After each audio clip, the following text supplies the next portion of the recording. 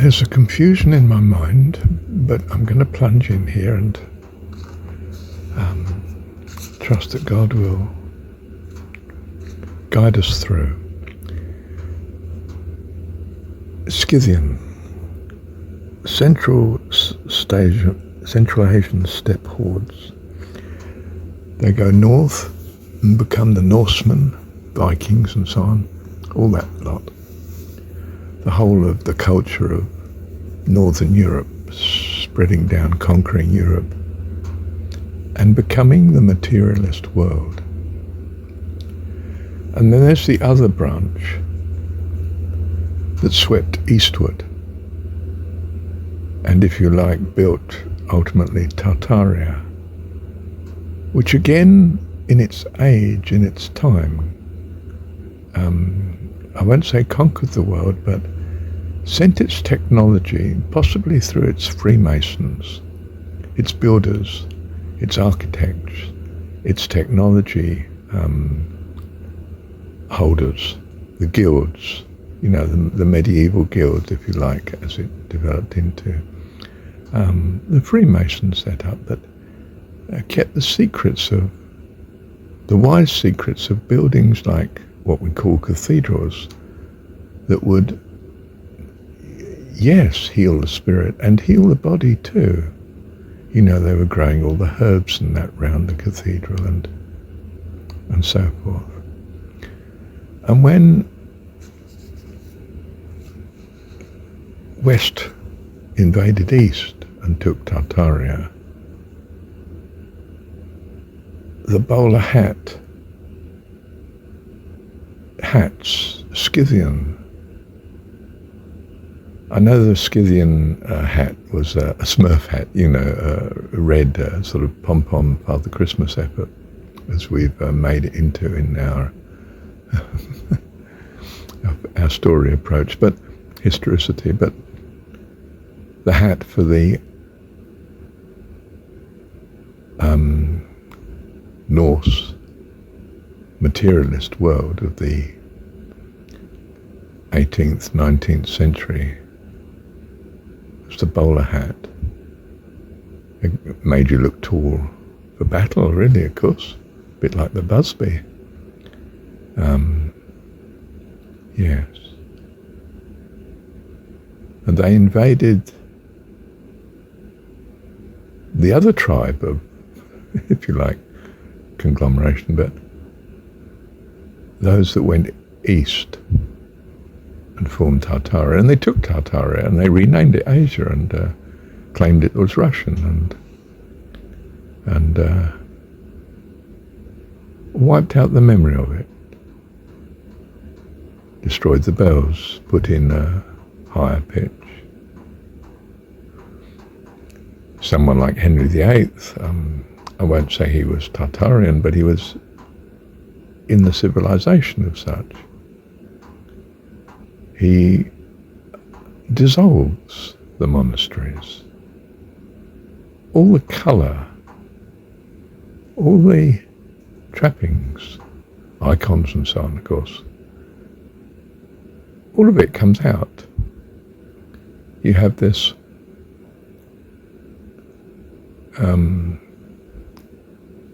new world order. And of course, in the case of Henry, he gets quarter to a third of the country back that was now owned by the church. I mean, probably because of being bequeathed by great landowners to appease God and ensure their passage to heaven, so to speak. But the land had become controlled by the Pope, of course. And the king felt, it's just my land, it's not the Pope's, and I'm taking it. And had to, well, in his elementary sense, dissolve the monasteries, get rid of these communities. That will do it. But by the time we get to the 18th century, 19th century, we've gone a stage further. We start to think we'll wipe out the buildings, the architecture that reminds us of a civilization that was different to our own, the group that we conquered. I say we, I mean, I don't want to be part of this, do I? But, we sort of inherit it as the great-great-great-grandchildren or whatever we are. And because we see it as ours, of course, we want to hang on to it and feel that we were right in some sense. We can understand that.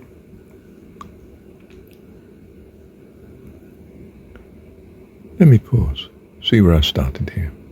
Yes, I want to say that the Norse branch of these Asian hordes, or Caucasus people, perhaps originally, the metal workers, very important part, and perhaps the very birthplace of amazing buildings, Freemasonry proper. I don't mean what might be like the church is a degenerate notion of the Christian. So the Freemasons are degenerate as societies now, whatever it is. I don't know enough about it. Let me just say I'm no authority here, of course. But in some sense is a degenerate form of the astonishing guilds that held this wisdom. And it was a spiritual wisdom. One of healing of spirit, yes, healing of body too. Magnificent structures that would keep you warm in cold climates. House giants, if there were giants. Magnificent heights and doorways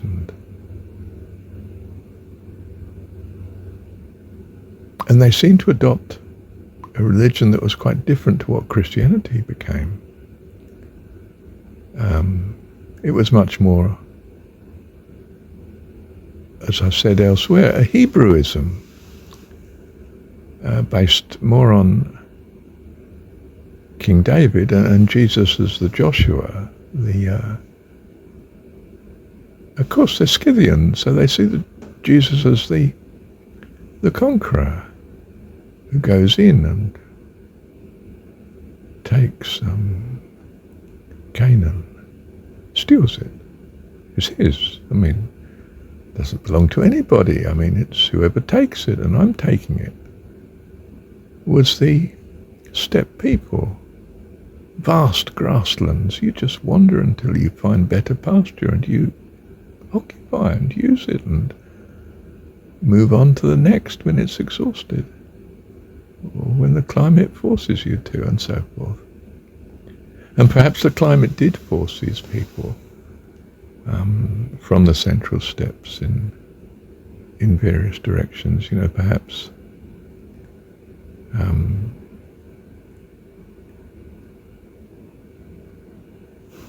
what we call the Far East even. I'm not sure. I mean, Angkor Wat. It's a fantastic building. I mean, again, the technology.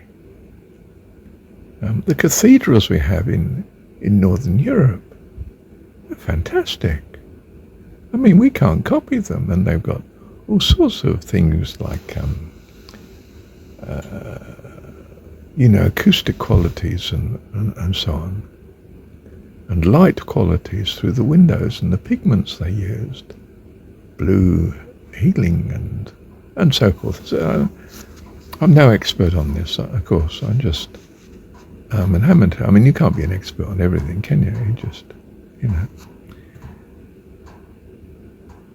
And I must admit, I'm on a by road here, as I feel I'm on a by road anyway, in that I'm wandering off the jon17 thing, but I suppose I feel I'm more of a reader of a university, so to speak. Suddenly I realise there's other branches of knowledge that I've not tapped that could be extremely helpful and revealing and illustrate something, and it's worth going down that avenue. And if you're of independent means, which the state has kindly given me an old age pension, and my time's free, I can do this. It's a wonderful freedom. I was always an academic, but to be retired is the epitome of academia. It's probably why they felt universities in the end weren't of much value, because, well, they seem to be studying things that have no bearing on what the common man is preoccupied with, which is materialism. And the university, I won't say it was necessarily spiritual, it lost that at some point in history, but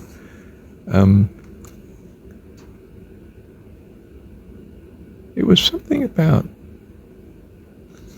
fascination for knowledge and understanding of things in a certain way, yes, in a material way, but something behind the appearance that we live with as to what actually is the cause and the structure, and the fascination at the physical level with how things work, at the social level with social sciences even now, to try and understand now, somewhere between the physical body and the social interaction structure, we're fascinated by the mind, and the mind gets us incredibly near to the spiritual. And so I would like to see the future as universities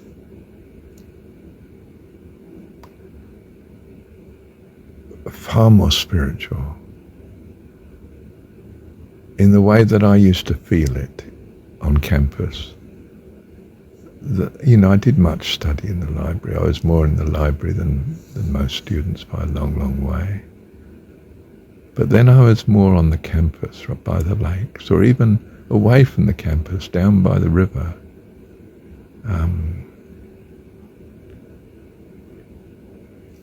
Yes, the little river there that went up to Colchester, and I could imagine the Roman galleys going up there, sound of the oars and the wood and the creaking, going up to their capital city, Colchester, first capital of England, by the Romans. And of course they were occupying. They'd seized the place. I digress. Let me pause. Well, I've forgotten the chap's name, Gerard, and I'll leave a space here for his other name. I've forgotten the surname. Jared Booster. Buried Century. And you might like to look up his website, because it's fascinating how we may have very good reason for believing that we've rewritten history, the history of the 18th and 19th century that actually obliterated what the world was like before, and we've settled for a historicity of it that was acceptable to the new empire, the Western, I'll call it Norse, materialist empire that we, you and I, find we've inherited, like it or not. And perhaps we shouldn't be so sure of our validity and our right and all that sort of thing. We should be a bit more sensitive to what other peoples have thought in our ancestry and why. I don't mean it will reveal necessarily a utopia. I don't see Tartaria as a utopia. I see it as in its way, another branch of materialism, because the only evidence we've got of it is what's left. Some fantastic buildings that we can't really explain. and structures and consequence that we have that we can't truly feel happy about our tracing of their origin. We're very unsure of our history. Darren. And that's what Jared enlightens us with. Good on him. Well, perhaps I've just introduced another website to you. Perhaps it's a digression from your personal life of rescuing you from, well, as the Buddhists would call it, dukkha, from the suffering and problems of life and the meaninglessness of perhaps modern living, and the wonder of its atrocities, like our wars and hidden agendas and so on. And I'm not saying the answer lies in understanding the 18th and 19th century and the change that may have taken place. I'm not saying it lies in the history of Christianity and how the church was reformed and deformed in its passage through time.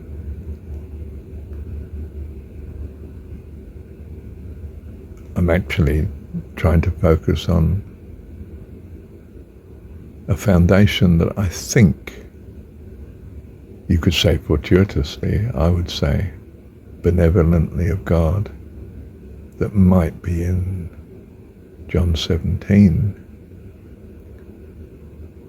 Because I've taken up the view that I find there that, quite simply, God's name is Dad. The notion of God that loves us and what that means. And I've found it's utterly transformed my life and being into what I would like to label as abundant life, life eternal. Whatever I know in my heart, how blessed I find I am now compared to not thinking of God, and in particular thinking of him as perfect Dad. My Dad, your Dad, Father of all, loves all, no favourites, all powerful. Make-believe, the secular would say, absolute make-believe. You're leaning on a crutch. Maybe a walking stick or a crutch, I don't know. All I do know is it's made life wonderful, miraculous, since I took it up. And I'd like others to have the opportunity of it. I don't want to force it down their throats if they don't want it. But I do so feel I'd be so incredibly blessed if they came this way. There may be other wonderful ways to come, but the world doesn't seem to find it. And I feel I have. So I'm motivated accordingly. So I'm trying to communicate to you my point of view.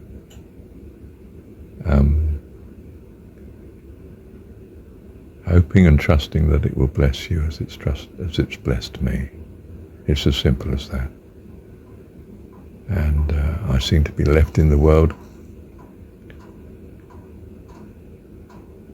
but happy if I can do this, to be sent in this way. I'm not a Christian missionary. I'm not a missionary. Oh, you could say he's on a mission. He feels he's sent. I suppose so. But it's not the mission that people immediately think of, you know, the the Christian going to darkest Africa sort of thing. It's not that. I don't mean there weren't some wonderful people that went on the mission field that absolutely touch your heart when you hear of their personal experiences and life.